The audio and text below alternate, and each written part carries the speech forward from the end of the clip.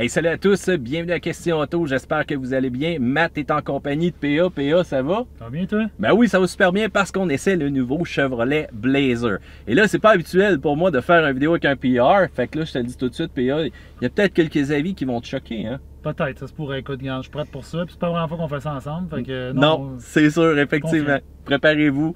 Donc, tout de suite en partant, je vous le dis, là, si vous étiez des puristes qui tripaient sur l'ancien Blazer, le style camion, le châssis en échelle, malheureusement, je le sais, quand vous regardez Jaws, puis vous regardez Brody avec son bon vieux Blazer, vous êtes nostalgique. Et je le sais, quand vous avez regardé Stranger Things aussi, vous avez vu le 4x4 de Hopper, vous avez fait « Wow, quel beau Blazer !»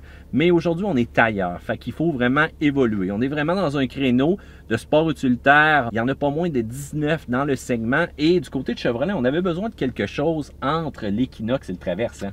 Ben oui, écoute, on a voulu créer quelque chose qui a une identité un peu plus distincte. On voulait aller avec quelque chose d'un peu plus sportif dans le cas du Blazer. Donc, comme tu l'as dit, on élargit notre famille des SUV.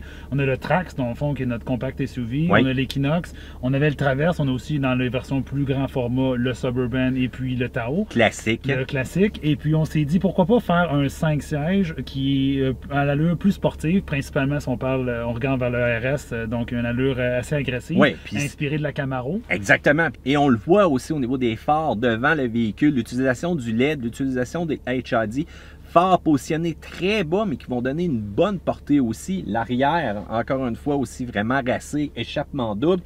Et là, tu l'as mentionné, la version RS, les agencements noirs, la couleur, la calandre aussi en avant qui est beaucoup plus agressive. Je pense qu'on a un véhicule qui se démarque là. Je pense qu'on a un véhicule qui se démarque dans un univers où est-ce que les SUV se ressemblent énormément maintenant. Tu as raison. Donc, c'est fun d'avoir quelque chose qui, comme excusez-moi l'anglicisme, qui stand out un peu. La grille, on parlait de la grille tantôt, c'est inspiré de la Camaro ZL1. Ce qu'on appelle les bouches de ventilation à l'intérieur, c'est exactement comme dans une Camaro. Donc, on a voulu, comme tu disais, les lumières, tout est positionné pour donner une apparence très agressive au véhicule. Qu'on ait même dans une version Premier ou qu'on ait dans une version 3LT ou True North, il y a toujours des embouts d'échappement double. On a toujours un aspect sportif avec ce véhicule-là. Fait qu'on va aller rejoindre non seulement les familles, mais aussi les jeunes de notre âge. Oui, ça c'est vrai, exactement. Ça touche un peu à tout le monde. Puis parlant des jeunes, ben à l'intérieur, inquiétez-vous pas, écran 8 pouces de base, la caméra arrière, on peut aussi brancher 2 téléphones sur le Bluetooth, donc vous ne chicanerez pas à savoir c'est qui a l'appel présentement.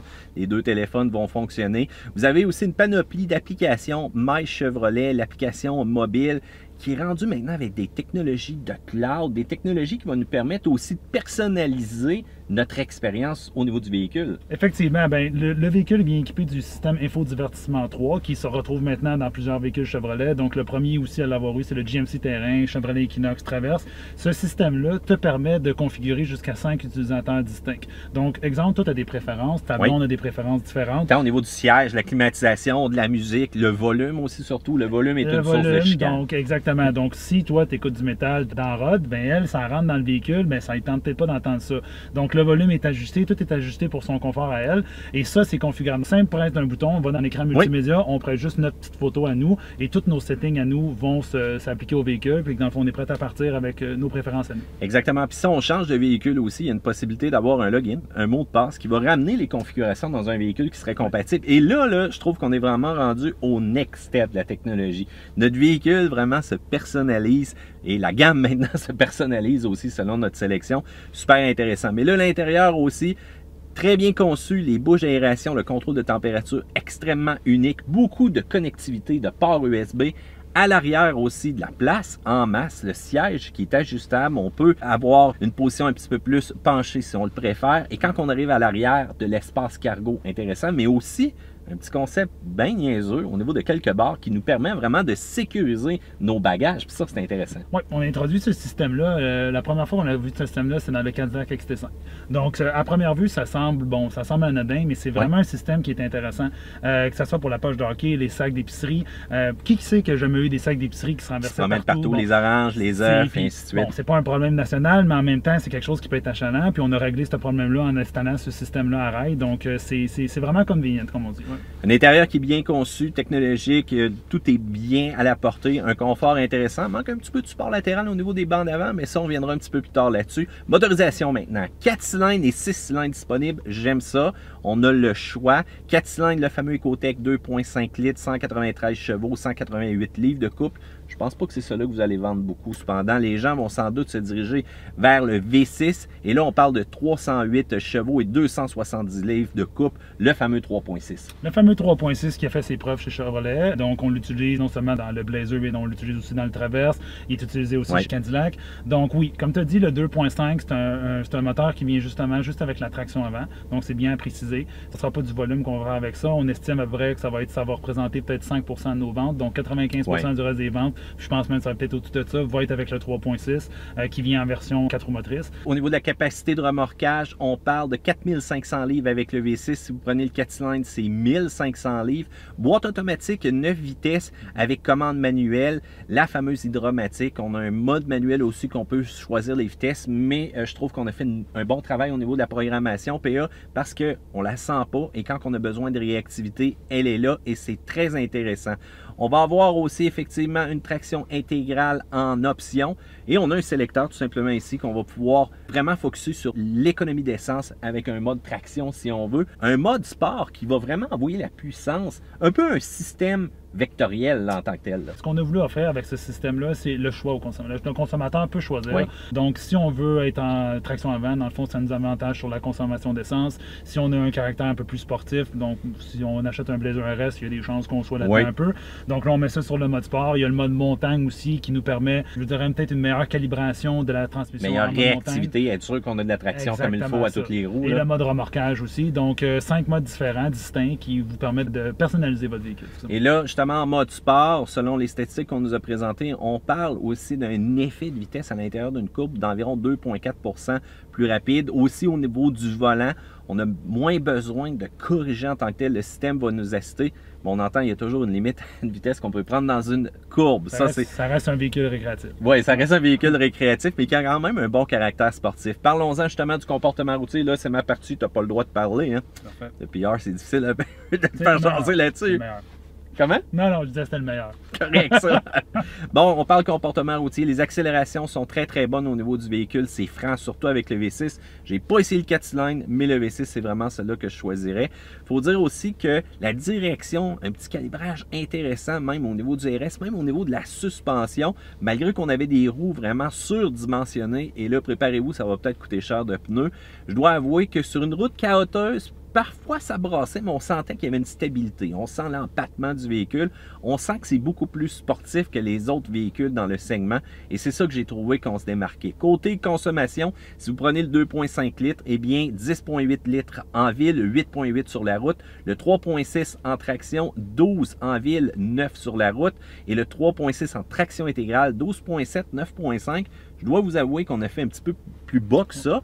Et en montant dans des montagnes, on n'était pas trop chargé, il faut dire. On n'avait pas la famille au grand complet, ni une remorque. Prix du Blazer de base, 37 345 $. Vous avez la traction 9 vitesses automatique, l'écran tactile, Apple CarPlay, Android Auto, le déverrouillage et démarrage sans clé, démarreur à distance, les ports USB en fait 2 avec le modèle de base, la caméra arrière HD, le rappel de siège arrière, la fonction ado, ça c'est des trucs que je trouve très intéressants. Vous pouvez aller vers le V6, là ça va monter à 39 545, mais une traction intégrale, 42 545. Vous allez quand même ajouter quelques petites options. Mais là, on a une version qui est True North en tant que tel, PA, à 45 545 $.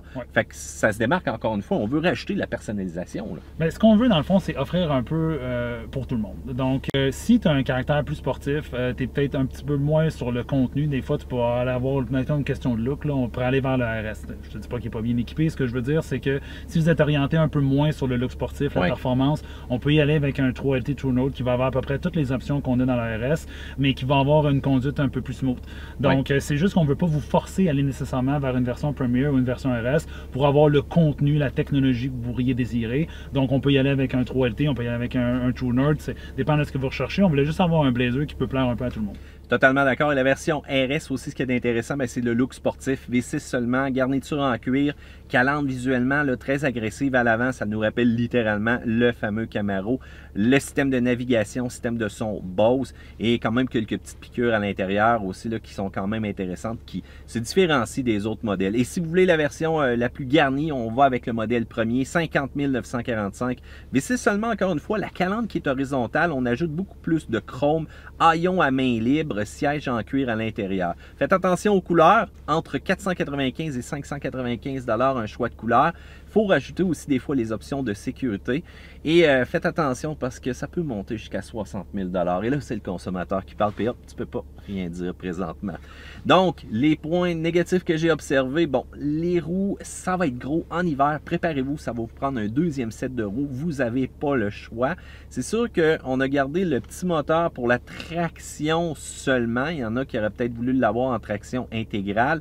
Les sièges avant manquent un petit peu de support latéraux. Il ne faut pas oublier qu'on a une version de Blazer qui n'est plus ce qu'on était auparavant. Oubliez la mention ZR2 présentement, à moins que vous nous en préparez une, PA. Qui sait? Tu sais, la règle chez GM, c'est qu'on commande jamais sur les produits futurs. Hein? Ça pourrait être une version SS aussi, on peut rêver. On ne sait pas, hein? Donc, oubliez la version en route ZR2. Ça m'est intriguant, ça. Ça me rend confus à chaque fois. Ouais, c'est ça, exactement. Donc, grosso modo, oubliez la version ZR2. On n'a pas une garde au sol assez impressionnante. Et je ne vous conseille pas nécessairement de vous rendre au chalet et d'essayer de passer un canal avec celui-ci. On s'entend. Du côté des plus, la conduite est très sportive, plus que la compétition. Le moteur V6 est très intéressant. La réactivité aussi, la transmission. Il y en a qui ont dit ça comme point négatif. Je ne vous comprends pas. L'espace arrière, quand même intéressant. Les bancs sont un petit peu fermes cependant, surtout pour le dos, section centrale. Mais au moins, on peut se pencher, fait que ça vient moins pire. Il y a quand même de l'espace de chargement, des petits rangements un peu partout à l'intérieur du véhicule. J'adore la possibilité d'avoir la caméra et vraiment le positionnement de où est-ce que ma boule va s'en aller quand je vais faire une manœuvre de recul. Ce qu'on appelle le fameux Trailer Hitch Guidance System en anglais. Mais je dois vous avouer que même si vous êtes seul, vous allez être capable d'attacher votre remorque, je vous rappelle, jusqu'à 4500 livres. Et un autre truc très cool, parce que oui, moi j'aime remorquer. Puis quand j'entends ma moto marine en arrière qui cogne un peu au niveau du hitch, qu'est-ce qui se passe? Je peux appuyer sur le bouton caméra, j'ai 8 secondes de visibilité au niveau de qu'est-ce qui se passe en arrière pour être sûr que tout est bien attaché. Es-tu d'accord avec mes points? Bien d'accord avec ça, à part les points négatifs. Ouais, ça c'est sûr, hein, mais qu'est-ce que tu veux? Puis oblige la main. Donc, je fasse ma job. Ouais, tu peux pas parler. Ah. Compétition, ben là, je vous le dis tout de suite, on se compare au Ford Edge, au Nissan Murano, Honda Passport, Volkswagen Atlas.